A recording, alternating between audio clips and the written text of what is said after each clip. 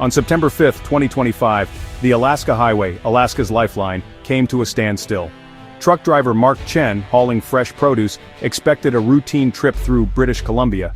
Instead, flashing lights and a temporary barrier stopped him cold. A Canadian border official delivered shocking news: the border was effectively closed. A massive new toll would be charged for trucks passing through Canada to Alaska, so high it would wipe out any profit. Mark stared at the growing line of trucks, drivers confused and angry. The flow of goods had stopped. The border was now a hard, expensive wall. The official explained this was retaliation for U.S. tariff threats. Abstract politics made painfully real. For Mark and others, it wasn't about politics. It was about jobs, groceries, and vital supplies. Horns blared in frustration as drivers realized they were stranded, caught in a fight they never started. The Alaska Highway, once a symbol of friendship, had become a front line in a deepening crisis. The U.S.-Canada relationship, long considered the world's friendliest, was fracturing. The consequences weren't just in government halls, they were right here, on the road. Ordinary people dependent on free movement were suddenly cut off. This was more than a traffic jam. It was a sign that political tensions had reached a breaking point. The peaceful border now felt like a battleground, with regular citizens caught in the crossfire. Mark looked at his cargo, knowing Alaskan families would go without. The air was tense, the future uncertain. The border closure was the first shockwave of a much larger political storm.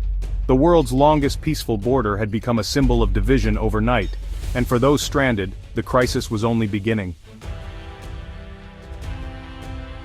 The seeds of this crisis were planted months earlier when President Trump threatened a 25% tariff on all Canadian goods.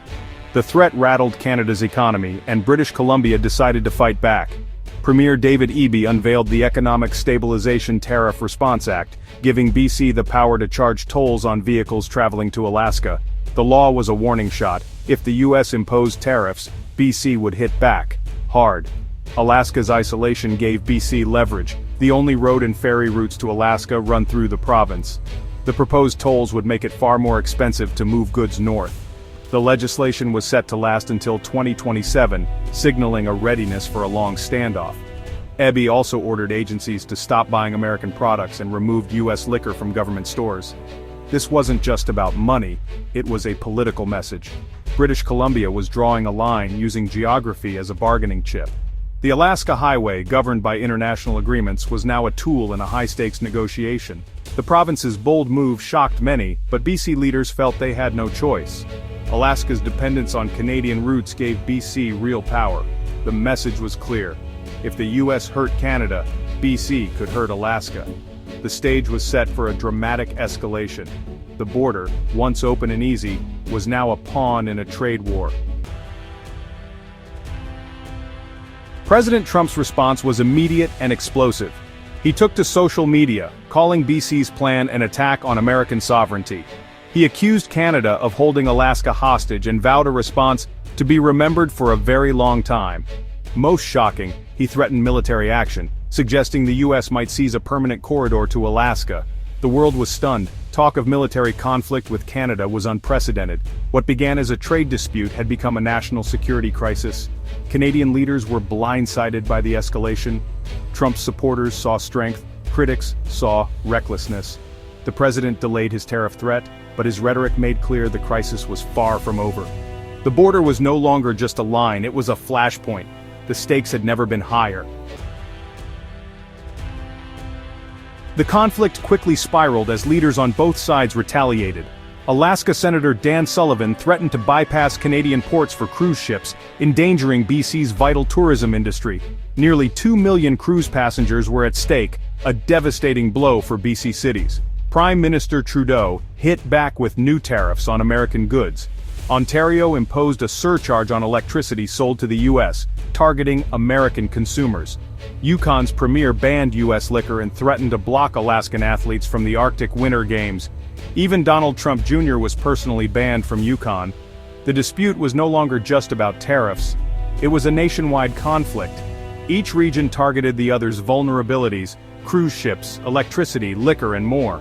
The economic weapons were drawn, and old bonds were breaking. The trade war was spreading fast, with no end in sight. What started as a single dispute now threatened the entire relationship. The cost of escalation was mounting for both nations. As politicians traded threats, ordinary people paid the price. Alaskans faced soaring costs for essentials, produce, fuel, and building materials. Truckers like Mark Chen had to pay ruinous tolls or abandon their cargo. Businesses scrambled as supply chains broke down, tourists canceled trips, and the cruise industry braced for disaster. Even before tolls took effect, shortages hit Canadian shelves. American whiskey and bourbon disappeared. The trade war was no longer abstract, it was empty shelves and lost jobs.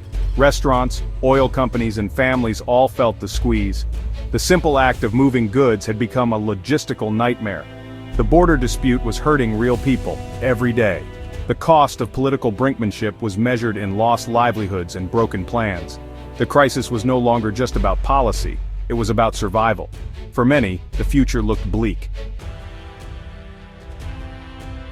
Amid the chaos, ordinary people longed for peace. Most citizens remembered when the border was a symbol of friendship, not division. Families, businesses, and tourists wanted a return to normal. Communities near the border called for common sense and diplomacy.